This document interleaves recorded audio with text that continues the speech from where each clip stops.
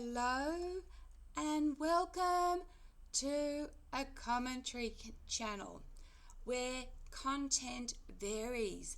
I've had a go at just about every topic, so if there's a specific topic you're interested in, have a look at my channel and maybe you might find something. Now, about a year ago, I discovered David Politis. He's on YouTube. He does a video every second day, calls it Huck TV, about missing 411.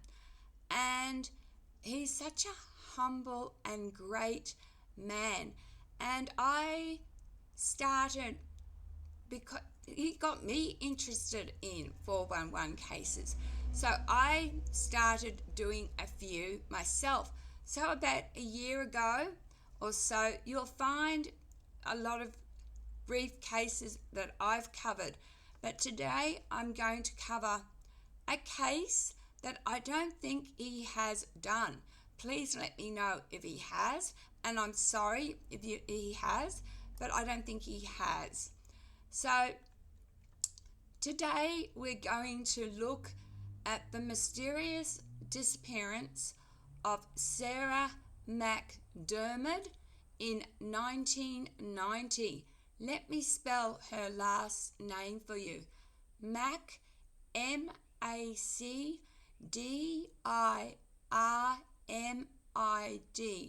MacDiarmid. So the background of the victim. Sarah MacDiarmid was a 23-year-old woman of Scottish descent residing in Melbourne, Australia. Melbourne is in Victoria, the capital city of Victoria. She was described as a responsible and sociable individual with a passion for sports and a close-knit group of friends. At the time of her disappearance, Sarah worked at the Commonwealth Bank and was known for her punctuality and reliability. The disappearance. On the evening of July the 11th, which is winter in Australia, 1990, Sarah spent time playing tennis with friends in the southeastern suburbs of Melbourne. After the game, she and her friends parted ways at the Frankston train station. Sarah boarded a train to return to her car, which was parked at the Kananook Railway Station, approximately 5 kilometres south of Frankston. She was last seen 10:20 p.m. walking towards her red Honda Civic in the dimly lit parking lot of Kananook Station.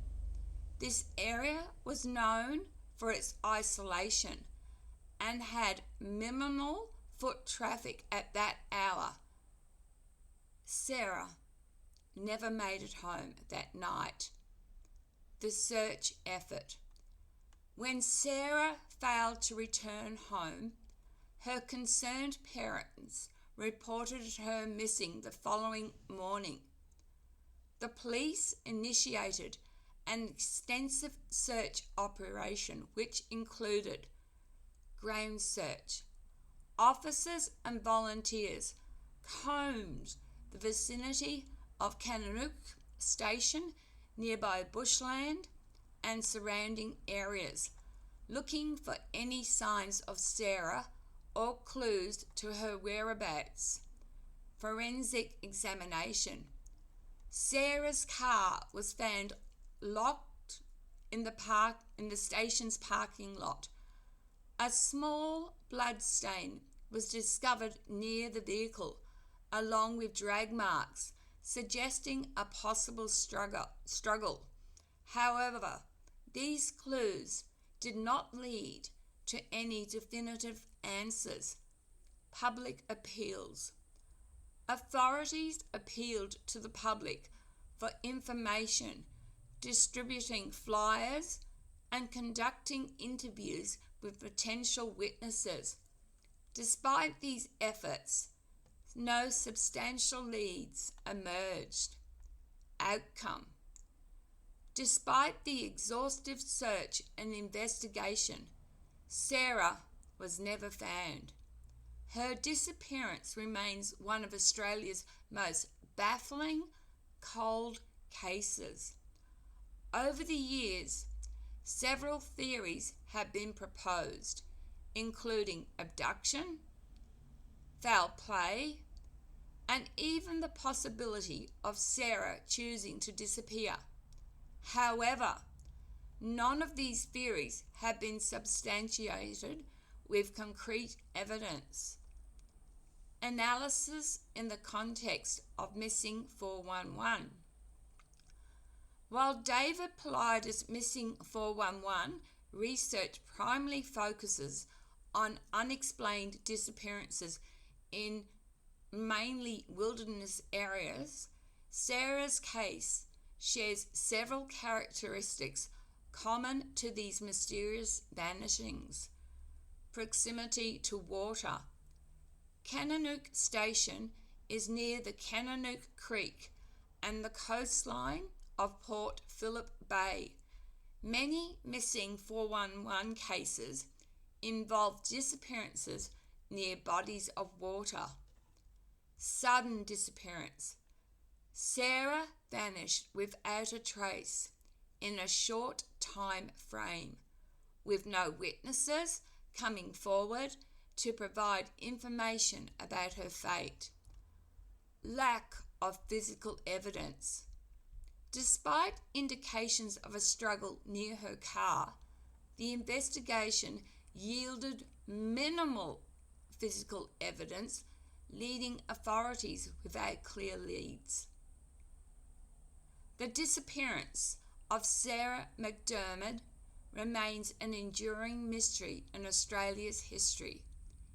It exemplifies the perplexing nature of cases where individuals vanish without explanation, leaving behind unanswered questions and grieving families.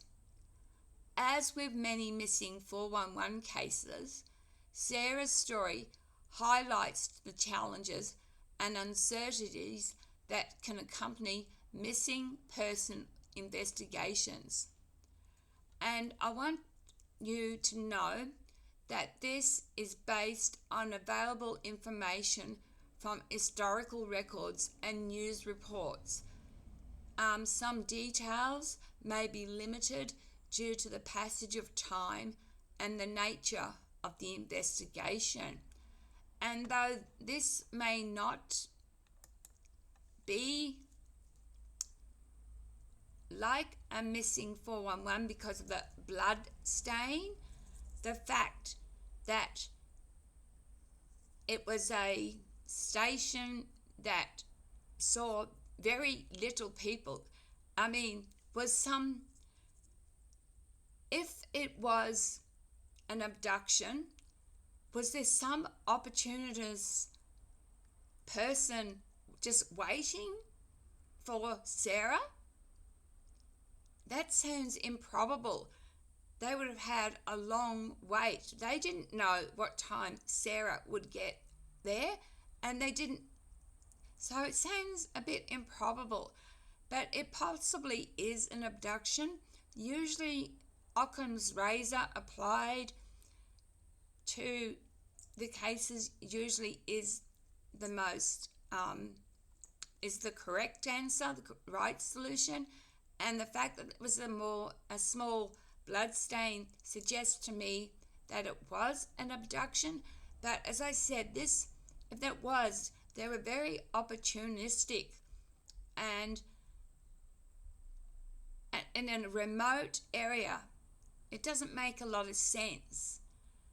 And I guess even in David Paulides, some cases have been similar to Sarah's, and they've been found with trauma as well. So maybe this is a missing 411. Put it in the comments. Do you think this fits the profile? And if it doesn't, and this is an abduction, you explain how someone knew, they would have had to have known Sarah's exact movements. Thanks for watching, guys, and please be nice to one another. Costs nothing to be nice. Love, light and blessings, and thank you very much for watching. I'm not going to call this a missing 411. I'll just call it the mystery of Sarah's disappearance. Bye.